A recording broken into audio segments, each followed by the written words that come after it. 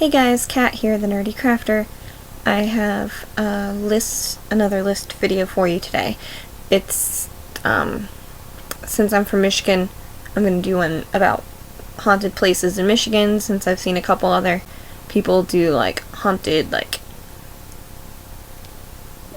related videos, going to creepy places and that kind of stuff. So, I thought I'd give you a list of some spooky places in Michigan. So, on the first one, we just have haunted places in general, and I won't go into a description. I'll put the links in the description so that way you guys can read the whole thing. But the first article I found was Traverse City State Hospital, and just a brief thing on it. It was constructed in 1885, and it closed about 100 years later. It's in Traverse City, Michigan, which is in the Lower Peninsula, so right about the top of the state there.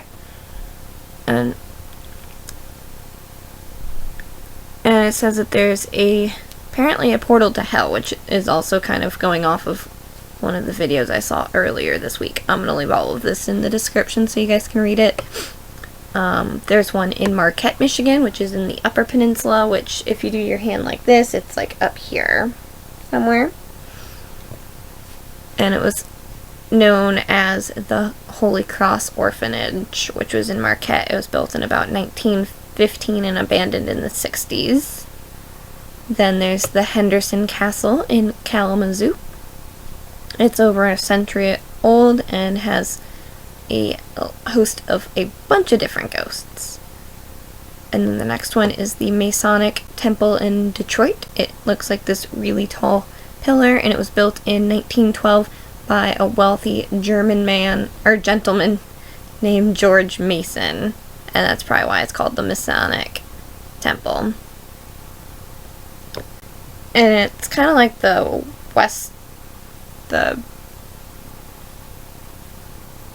gun, the family that made the guns, like that, where it's got over 1,000 rooms, several secret staircases, and etc. The next one is Felt Mansion in Saugatuck. It's located in the Mittens west coast between Holland and Saugatuck, and it was built in about 1928. Number 6 is the Michigan Bell Telephone Company in Grand Rapids. Let's see if it says anything important that I can point out. Nope, I'll just leave all the information in there, but that's number 6. It's basically just a telephone company. It stands on what was once a lavish mansion in downtown Grand Rapids, and the employees often experience ghostly encounters. 7 is the River Raisin National Battlefield Park in Monroe, Michigan. It was apparently one of the largest and bloodiest encounters fought on Michigan soil. The Battles of River Raisin, also known as the Battles of Frenchtown, and it happened during the War of 1812. Number 8 is a very common one that I've heard of in the Upper Peninsula as well. It's called the Paulding Light.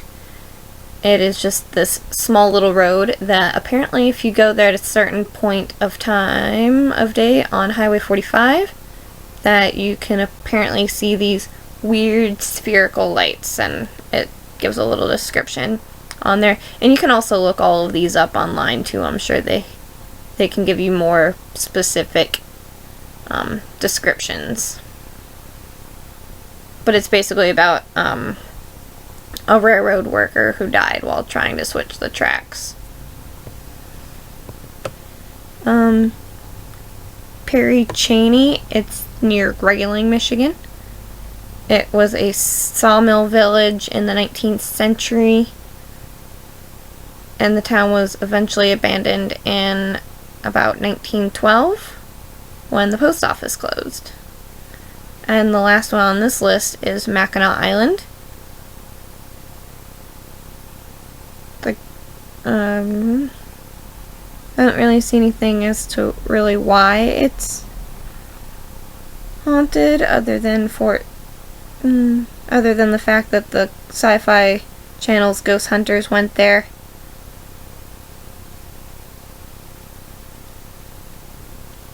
And it just gives a little blurb on that one.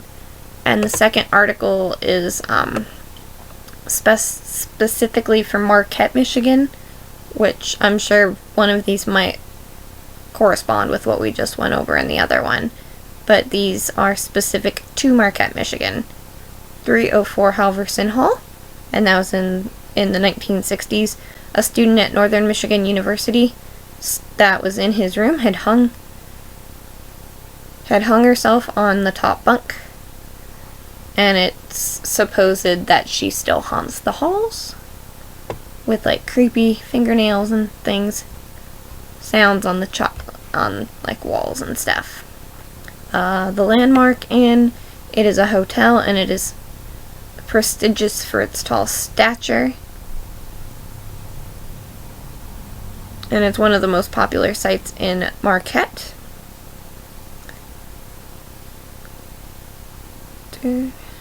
Apparently in the far corner of a 6th floor of the Landmark Inn is called the Lilac Room. It's mostly used as like a banquet and hospitality dining space. And a story around it is that the telephone switchboard in the lobby on the main floor of the hotel receives calls from the room, although it is not occupied by any guests or workers. And then there's a couple other little blurbs about that one. The Forrest Roberts Theater. This is also at Northern Michigan University, which is kind of why if you look at some legitimate theaters when there's not a play going on or it's after a show, they'll put out a little light in the middle of the stage called a ghost light. That's to help deter any ghosts from causing mischief. But this one was about in the early 70s. An NMU employee or a janitor fell victim to a serious heart attack in the elevator shaft that connects the theater to the Fine Arts building. And then there's just a couple other little things about that in there as well, but that's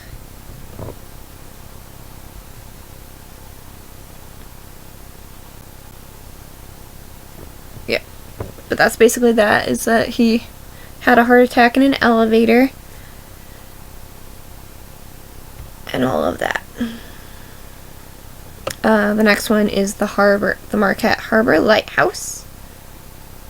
There's also one near where I live called Soo Choi Lighthouse, and I might do a little blurb about that as well, but I'd have to look that up, because I did not think about that until just now.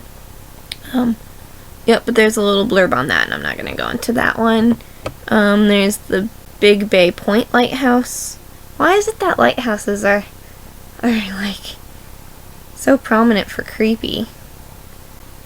Then there's the Thunder Bay Inn. That's in Big Bay, Michigan. It was once used as a one-stop shop facility functioning as a depot, first aid station, etc. The most notable ghost story took place in the upstairs hallway. The son worked as a tour guide for hotel guests and also lives in the inn's back upstairs apartment. One night after closing, the son headed downstairs to the inn's kitchen to fix himself a sandwich. And while he was returning upstairs, he peered to his left and gazed down the long upstairs hallway, as he did every night. To his amazement, he stood in complete shock as he watched the wooden baby rocking chair in the hall slowly moving back and forth. I'm sure someone has seen that in some form of creepy movie at one point or another, with like a creepy rocking chair. And then there's like another paragraph about that as well. Marquette Monthly. There's a couple blurbs on that as well. Acox Medical Center in Morgan Heights on County Road 492. There's a couple paragraphs on that as well. It's two brick houses that were once a part of a large tuberculosis medical hospital named Acox, and it was built in the 1930s. I'm sure I'm probably not pronouncing that right. I don't know if it's like Akix or Acox or what, but either way. The Chocolate River Trading Post, Front Street, Cabin 13 at Bay Cliff, Health Camp. Ooh, I'm gonna have to read about that one myself later again, because I kind of just glanced these over before just to see if there's anything interesting, but I'm gonna definitely go into more depth on that one, because I always like spooky camp stories. The Park Cemetery on 7th Street, the Old Catholic Cemetery. Of course there'd be a cemetery that'd be spooky. Okay, so that's basically it. And then Soo Choi. Let's look that one up real quick and see if I can find anything on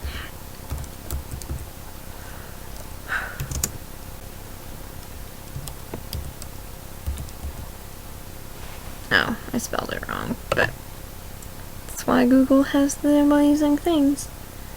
It's in...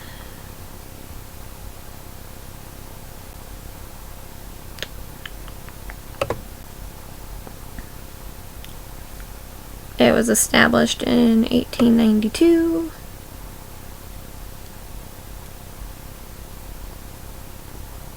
See if it has anything about spookiness in there.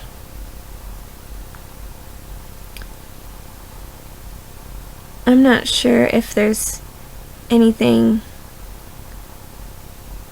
particular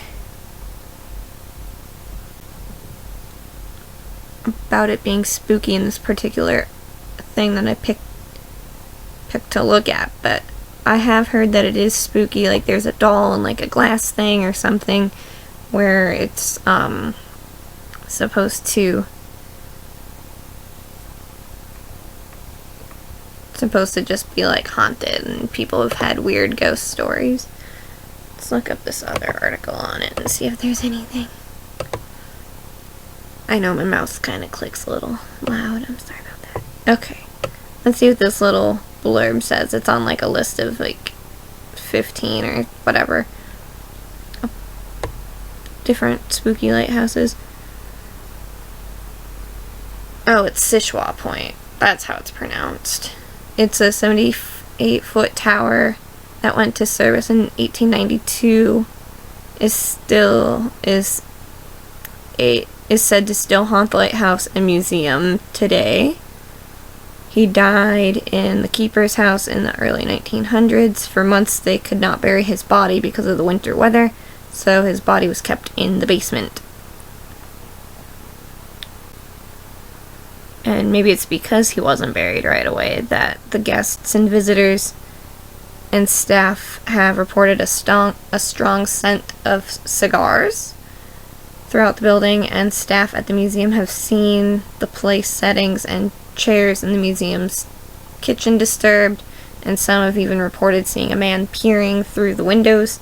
You can visit the museum and take a tower tour, and I think it's closed now, but I think they usually do like a Halloween thing as well. But that's basically all I got today for you, is just some scary places in Michigan, because I know I've seen a couple that have been going around, and I know that some are like more widespread, but the ones that aren't really talked about much are ones in Michigan. So I thought I would bring you a few of those, and I did get both the Upper and the Lower Peninsula. So that's it. This is day 11 of the 13 Nights of Halloween. I'll see you tomorrow with another video. Peace out, Girl Scouts. Bye bye.